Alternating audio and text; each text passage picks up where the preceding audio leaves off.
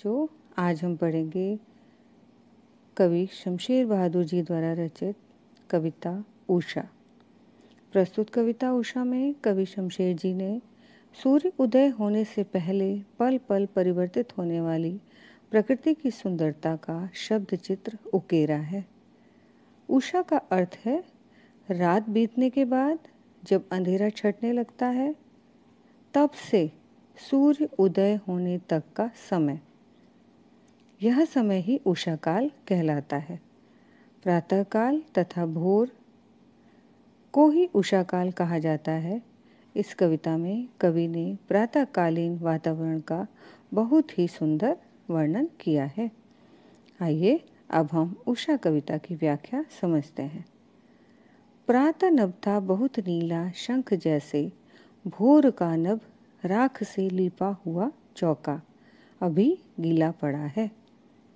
यहाँ पर कवि ने क्या बताया कि सुबह का आकाश कवि को कैसा दिखाई दे रहा है? गहरा नीला, किसकी तरह? शंख की तरह। प्रातःकालीन आकाश कवि को बहुत गहरा नीला दिखाई दे रहा है, जैसे कि शंख हो। और क्योंकि आकाश पवित्र होता है और शंख भी पवित्र होता है, तो उन्होंने गहरा नीला और पवित्र माना है। यहाँ शंख जैसा में उपमा अलंकार है। अब धीरे धीरे क्या हुआ? भोर का नभ राख से लिपा हुआ चौका अभी गीला पड़ा है। और धीरे धीरे क्या होता है जब कि आसमान की सुंदरता और बढ़ने लगती है, तो वो गहरे नीले से हल्का सलेटी होने लगता है और कवि को ऐसा लगता है मानो आकाश राख से लिपा हुआ चौका है जो कि अभी गीला पड़ा है। यहाँ कवि वातावरण की नमी से चौके के गीलेपन को जोड़ना चाहता है, क्योंकि राख अभी गीली है तो वहाँ पर कैसा है? गहरा सलेटी रंग है। ऐसे यहाँ पर आकाश का रंग जो है कुछ कैसा दिखाई दे रहा है?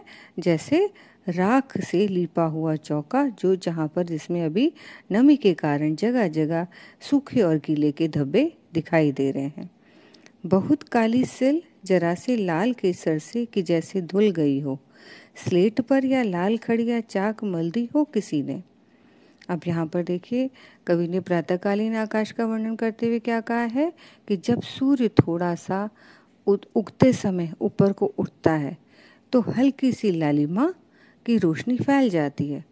ऐसा लग रहा है कि आकाश जैसे लाल केसर को किसी ने काले रंग की सिल में पीसकर और उसको सिल को धो दिया हो, तो हल्का हल्का फैला सा रंग।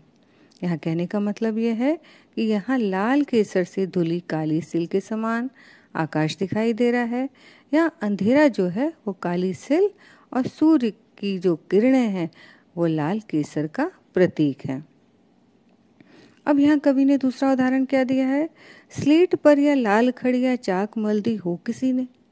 कि दूसरा उदाहरण देते हुए कवि ने क्या बोला है कि किसी बच्चे ने स्लेट पर जैसे लाल खड़िया ना लिखकर उस पर हाथ फेर दिया हो, मल दिया हो, और तथा आकाश जो है इस समय लाल लाल धब्बे लिए हुए दिखाई दे रहा है। कवि को अंधेरा यहाँ पर काली स्लेट के समान और सुबह की लालिमा लाल खड़िया के समान लगती है। अगली पंक्तियों में देखिए, नील जल में या किसी की गौर झिलमिल देह जैसे हिल रही हो और जादू टूटता है। अब उषा का, अब सूर्योदय हो रहा है, जादू टूटता है इस उषा का, अब सूर्योदय हो रहा है। कवि ने सुंदर सुंदर प्रकृति का वर्णन, प्रकृति के पल पल बदलते हुए रंगों का वर्णन, दृश्यों का वर्णन यहाँ पर किया है कि सूर्य के उदय होते ही तेज किरणें जब पृथ्वी पर पड़ती हैं, आकाश में फैल जाती हैं, तो सारे रंग जो है गायब हो जाते हैं। क्या है? सिर्फ उजाला ही उजाला हो जाता है। आकाश साफ, सुंदर, निर्मल और नीला दिखाई देने लगता है। यहाँ नीला रंग निर्मलता का प्रतीक माना गया है। कवि ने क्या बताया कि नील जल में या किसी की गौर झिलमिल देह जैसे हिल रही हो, कि नीले जल की भांति यहाँ कैसा दिखाई दे रहा है? नीला आकाश, और उस नीले आकाश में सूर्य की निकलती किरणें कवि को कैसी प्रतीत हो रही हैं? जैसे किसी युवती की गोरी काया इस नीले जल में झिलमिला रही हो।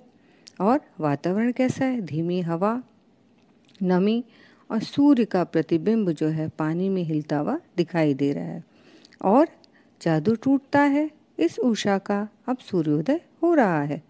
कुछ समय बाद जब सूर्य उदय हो जाता है तो उषा का जादू समाप्त हो जाता है। कौन सा जादू? कहीं पर स्लेट का रंग दिखाई देना, तो कहीं पर लाल धब्बे, तो कहीं पर किसी ने जैसे खड़िया मल दी हो। तो ये सब जो है उसका जादू समाप्त हो रहा है और प्रकृति का बदलता रूप, आकाश में छाई लालिमा, बदलते रंग, जिनका कि अभी तक कवि पर जादू छाया हुआ था, कवि इन दृश्यों को देख रहा था, ये सभी रंग, सभी दृश्य जो है एकदम गायब हो गए और ऐसे लगने लगा कि उषा का जादू अब टूट रहा है, उषा समाप्त हो गई और अब सूर्योदय हो गया है। तो अब इसका हम पढ़ लेते हैं काव्य सौंदर्य या शिल्प सौंदर्य। यहाँ पर सबसे पहले कवि ने उषा कविता में गांव की सुबह का एक गतिशील चित्र प्रस्तुत किया है। दूसरा यहाँ पर क्या है कि सूर्योदय से पहले और सूर्योदय के बाद आकाश के पल पल बदलते रूपों का वर्णन किया है। पूरी कविता में भाषा सरल, प्रवाहपूर्ण तथा सहज खड़ी बोली है। भाषा चित्रात्मक है। ऐसा लगता है कि जब हम इसको पढ़ रहे हैं हमारे सामने चित्र, गतिशील चित्र जो है चलते चले जा रहे हैं और एक अलग ही बिंब चित्र जो है हमारे सामने प्रस्तुत हो रहे हैं। यहाँ शंख जैसे तथा राख से लिपा हुआ चौका, गीला पड़ाय में उपमा अलंकार है। बहुत काली सिल जरा से लाल केसर से की जैसे धुल गई है तथा स्लेट पर यह लाल खड़िया चाक मल्दी हो किसी ने। यहाँ पर जो है उत्प्रेक्षा अलंकार है। काली सिल, नीला जल जो है और हो रहा है में अनुप्रास अलंकार है। पूरी कविता छंद मुक्त है और सबसे बड़ी बात क्या है, यह एक बिंब प्रधान कविता है।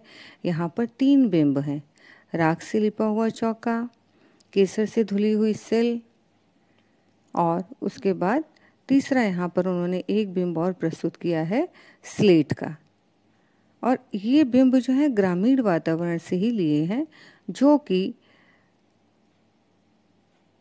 गति को और भी बढ़ाते हैं। जैसे स्लेट पर कालिमा का, चाक से जो रंग मलते अदृश्य बच्चों के नन्हे नन्हे हाथ, तो ये सारे बिंब जो हैं कविता के सौंदर्य को और भी ज़्यादा